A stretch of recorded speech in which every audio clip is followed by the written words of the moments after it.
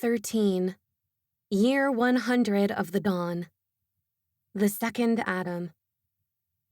He brought me into his banqueting house. His banner over me was love. Song of Songs. Wee-ha! That was before the fall. In the Garden of Delights, where we did not read the Song of Songs, we were the Song of Songs. Daily delighting in one another, discovering a deeper connection each time we met, Adam and I. We could be playful with each other, whispering sweet sonnets into each other's willing ears. The laughing and giggling never stopped. Why would it? There was no sin, no selfishness, and no ugliness. No competition or, if I please you, you should please me back. There was no, I'm tired tonight, dear, or I have a headache. It was deliciously wonderful. We were completely in sync. When I think of it now, it was like the God bubble. Adam and I were in our own love bubble. After the fall, I would have done anything to recapture that time. But alas, sent to toil and suffer, Adam and I would have to make our own way back into our private garden through trial and error. We had to find what worked for us, now that we were stressed out, tired, and multiplying rapidly. Where on earth could we find space for each other? And if we had the space, when would we find the time? When you are in love, you just do it. I know this because we just did it. Here, there, whenever, wherever we could. After all, we had experienced each other in the garden. We wanted that feeling back as often as possible. We did reclaim the feeling too, but not all the time, and little by little, it began to fade as an uglier reality set in. We were no longer in paradise. We wanted to find nirvana in each other as we had in the garden, but without the presence of God and the perfection we had before sin, we could no longer experience the exaltation of oneness in the same manner. Sadness crept in, depression, despair. We were really not there anymore, not on our perpetual honeymoon in the garden. We were coping with our own needs now as well, trying to find things that would fill the empty feeling in our souls. We did not know how full we had been with God until we were without God. Adam looked for pleasure in other ways. I, too, sought after things that did not satisfy, just to fill the empty hole inside me. We began to find dissatisfaction with each other and started to bicker about the minutest items of the day. The day I knew the oneness was over for me, and I had to find something else to hang on to, was the day we began fighting, and we could not resolve it before sunset. It was awful. Here was my Adam, whose rib I held inside me, whom I was made for, being unhappy with me. It all started that day with what I was wearing. Now, I don't blame him for that, really. After all, there were no stores, no Saks Fifth Avenue, no Forever 21, only garments made of the skins of animals, God forbid, and the rough weaves of twigs and leaves I had found. I know it must not have been that attractive, but it was all I had, and I had not yet learned how to make yarn and weave cloth. But gee, wasn't this the same Adam who found me naked in the garden and did not care what I was wearing, as in fact, we did not even know what clothes were? The dissension went on. It got worse, much worse. I started complaining about how he was gone all the time, and he said he was gone to gather food to feed the children and me, and then I grumbled that I didn't have a life outside of the home, and yada, yada, yada. It went on and on and on. You don't understand me. You never listened to me. The list of you should do this, you shouldn't do that, you always do this, I hate it when you do that. Why aren't you there for me? Why are you still here? I need space. On and on, we spewed out venom to each other until we could barely find each other in the midst of the clamor. Enough already. Wah, wah, wah. Crying in my turnip soup again, wishing I hadn't said that, wishing he would care. Does he care? Of course he does. What is wrong with me? Nagging, nagging. Doesn't he understand my needs?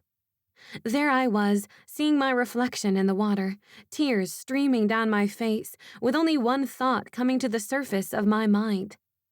Was there any way back into the garden? Was there any way back to Adam? Back to a time when there was nothing separating us?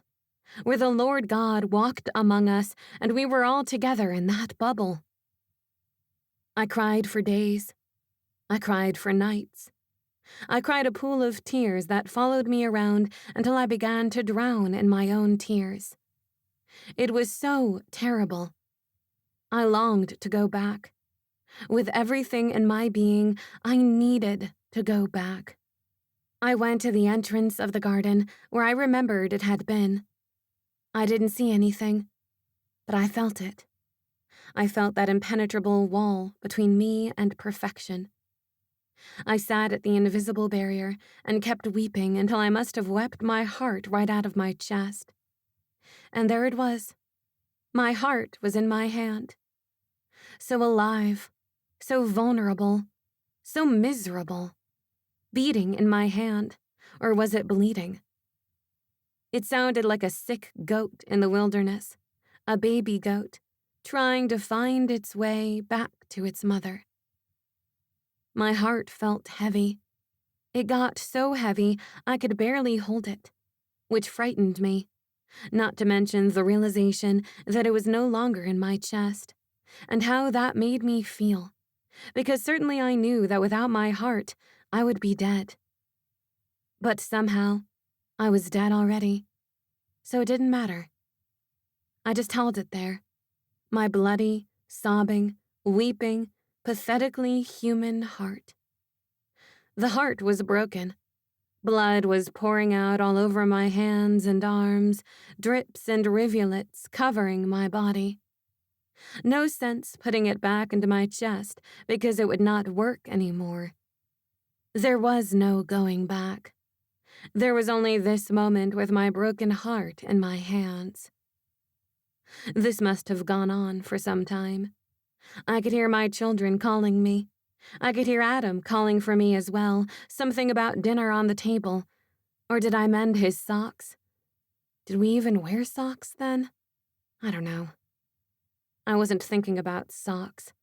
I was only cognizant of myself, of that moment with my bleeding heart, this heart that was crying out for herstory. Somehow, some way, at this crucial crossroads, I needed a lifeline. I sensed this would be vital to all of my children. I didn't yet know how vital then. Actually, the whole of humanity might have been hanging in the balances again. What do I know? And does it matter? For again, it went back to that incense of the presence of Elohim and how, no matter what, I knew that I could never be ultimately separated from him. If I wanted him, if I cried out to him, hanging by a thread of a tear at this crucial intersection of my life as the first woman who lived in the garden and the first woman who was exiled from the garden, I knew I needed something beyond myself, something greater than myself. I was filled with so much agony that even my heart did not feel connected to my body. My heart was there in my hand, crying out now comprehensibly to God. Do you love me? Do you care? Where are you? Does anybody care? Is there a way back into the garden? Please, make a way back into the garden. I want to be with Adam, and he wants to be with me, but we both seem to be lacking on every count. Not only that, I feel empty and lost in a way that is so naked.